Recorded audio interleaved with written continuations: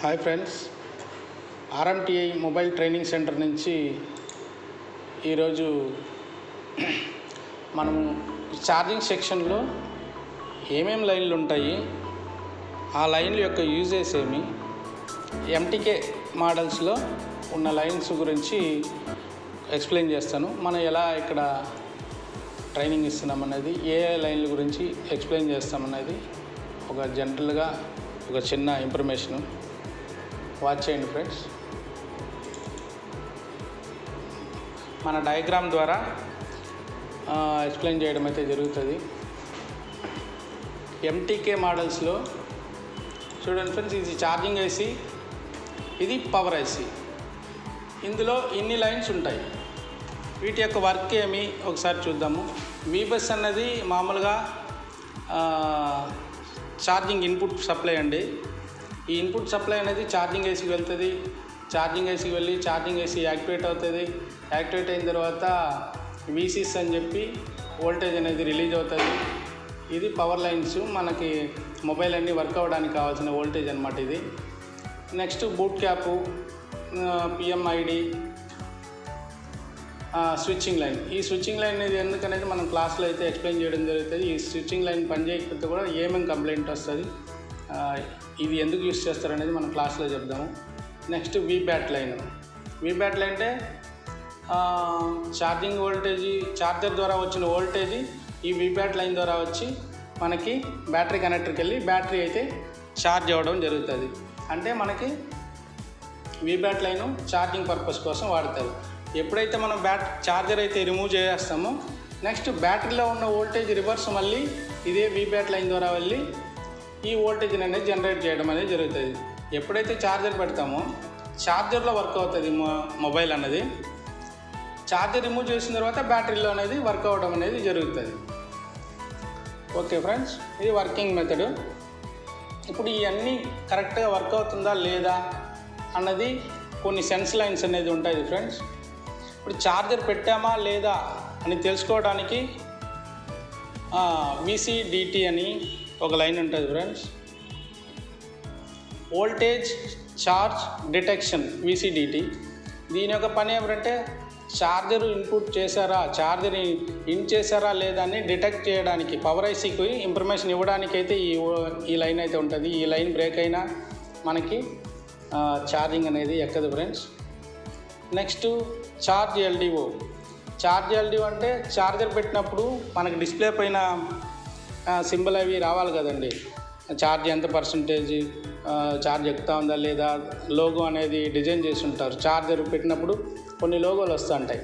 ఆ లోగోలు అన్నీ రావాలంటే సిపి యాక్టివేట్ అవ్వాలి, ఈఎంఎంసి యాక్టివేట్ అవ్వాలి, పవర్ ఐసీ నుంచి పవర్ వోల్టేజ్ రిలీజ్ అవ్వాలి. ఇవన్నీ రిలీజ్ అవ్వాలంటే ఈ వోల్టేజ్ అనేది సెన్స్ అయితే తప్ప ఈ వోల్టేజ్లు అన్నీ రిలీజ్ కావు, మనకి డిస్ప్లే మీద ఇమేజ్లు అనేది రాదు ఫ్రెండ్స్. నెక్స్ట్ చూసినామంటే బ్యాటరీలో పర్సంటేజ్ ఎంత ఉంది,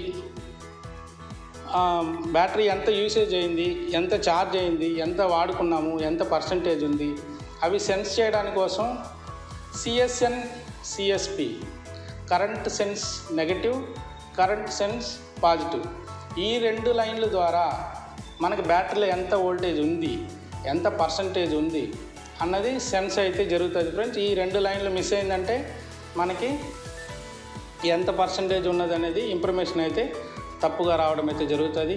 కొన్ని మోడల్లో 100% 200 చూపిస్తుంటుంది, ఏ బ్యాటరీ ఎంటీ అయిపోయినాక 100% చూపిస్తుంటుంది. అలాంటి సమస్యలన్నీ మనకి ఈ లైన్ ద్వారా రావడం అయితే జరుగుతుంది ఫ్రెండ్స్.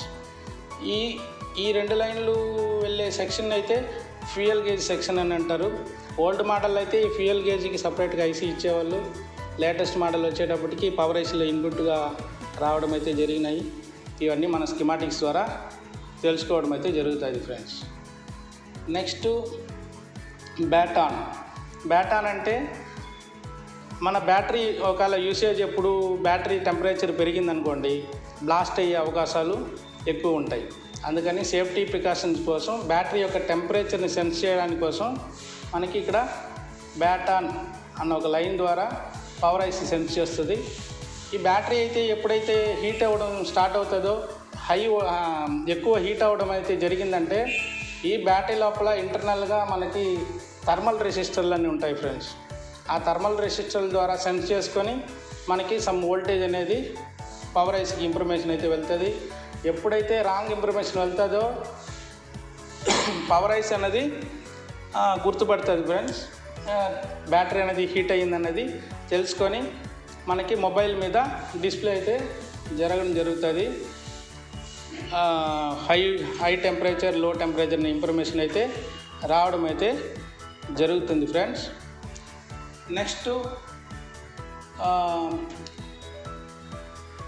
Next ID line. ఈ ఐడి లైన్ అనేది బ్యాటరీ మనం ఇన్సర్ట్ చేశారా లేదా అని గుర్తుపట్టడానికి మనకి ఈ ఐడి లైన్ అనేది యూస్ అవుతుంది ఫ్రెండ్స్. నెక్స్ట్ లైన్ చూసామంటే వీసీ సెన్స్, బ్యాట్ సెన్స్ అని మనకి ఇక్కడ విపిహెచ్ జనరేట్ అయ్యిందా లేదా అంటే మొబైల్కి కావాల్సిన సప్లై జనరేట్ అయ్యిందా లేదా అన్న ఒక విషయం సెన్స్ చేయడానికి మనకి ఒకే లైనే 2 పాయింట్లుగా 2 చోట్ల సెన్స్ అయితే జరగడం అయితే జరుగుతుంది. ఒక్కొక్కటి ఒక్కో దానికి సెన్స్ చేస్తుంది. ఈ లైన్ బ్రేక్ అయినా కూడా మనకి మధ్యలో ఏ కాంపోనెంట్స్ ఉండదు. ఈ వోల్టేజ్ వచ్చిందా లేదా అనేది మాత్రం డైరెక్ట్గా పవర్ ఐసీకి అయితే ఇన్ఫర్మేషన్ వెళ్ళాల్సి ఉంటుంది. అది వెళ్ళకపోయినా మనకి మొబైల్ అనేది వర్క్ కాకుండా పోతుంది ఫ్రెండ్స్. Next I sense. ఈ ఐ సెన్స్ అనేది కూడా ఈ బ్యాటరీ వోల్టేజ్ ఎంత ఉంది, బ్యాటరీ వోల్టేజ్ సక్రమంగా ఉందా లేదని సెన్స్ చేయడానికి ఈ ఐ సెన్స్ అనేది వాడడం అయితే జరుగుతుంది ఫ్రెండ్స్. ఈ విధంగా సెన్స్ లైన్స్ అయితే వర్క్ అవుతుంది. ఒక ఛార్జింగ్ సెక్షను ఒక మొబైల్ వర్క్ అవ్వాలంటే ఇన్ని సేఫ్టీ ప్రికాషన్స్ ఇన్ని ఉంటాయి. ఇవన్నీ తెలియకుండా సర్వీస్లో కూర్చుంటే చేయడం అనేది కష్టము.